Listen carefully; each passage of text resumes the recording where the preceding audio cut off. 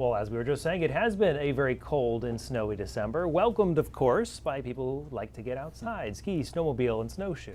207's Don Carrigan takes us to a Maine town where snowshoes used to be a very big deal.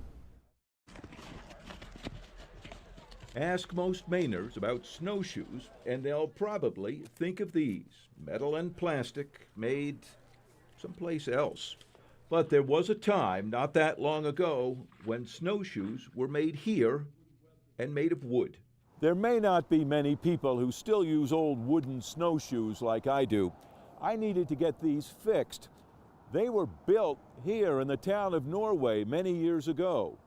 And it turns out there's quite a story in that.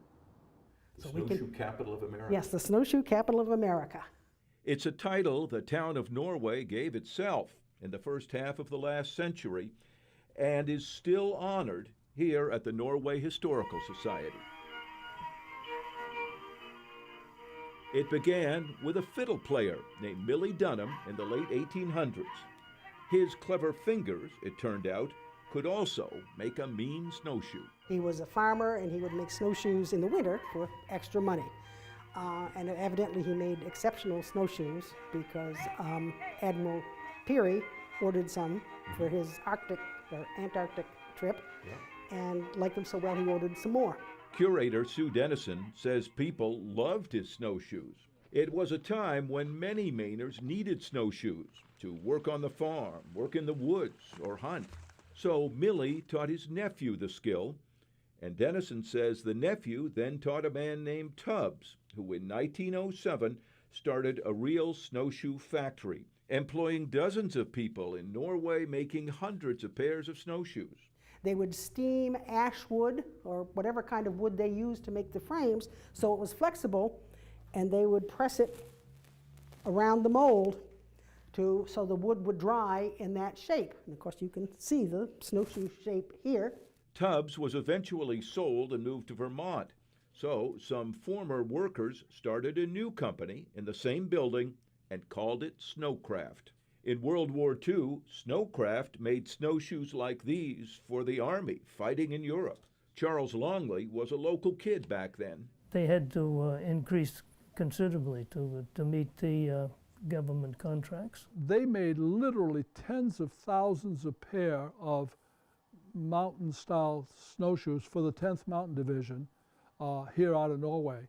Paul Cody knows a few things about Norway snowshoes. This small group of shoes right here are all Millie Dunham shoes. Cody has been collecting and studying snowshoes for 25 years. At one point, he says he had 2,000 pairs. Face are all Native American. Now he has the best 250 to 300 pairs on display at his office in Oxford, including the oldest and most elegant made years ago by Maine's native tribes. You look at the intricacy of how they webbed the body of the shoe. It's fine workmanship. But the demand for snowshoes required efficiency, so the one-man shops went away and factory production took over. But in addition to Tubbs and Snowcraft, you had Ellingwood Turning Company in West Paris manufacturing snowshoes under the Oxford brand. You had Millie Dunham making snowshoes. You had H.H. Hosmer making snowshoes. And with the exception of the Oxford brand of shoes that was made in West Paris, all the others were made in Norway. There was a snowshoe festival here in Norway in 1949 where there was no snow. So they brought in sawdust, dumped it on Main Street so they could have snowshoe races. The big snowshoe was unveiled at that time. That big snowshoe, 16 feet tall, was built as a sign to welcome people to Norway, proudly proclaiming the town as the snowshoe capital of America. And it was a claim to fame. Well, we like to think it's a claim to fame. Snowcraft closed decades ago. The giant snowshoe sign fell into disrepair and then vanished.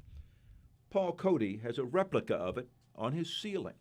Like his amazing collection, it's a piece of the old Maine. Most of the shoes that I sell today are sold to decorate. Either they're ski lodges or restaurants, or they're for decoration purposes, not really for walking.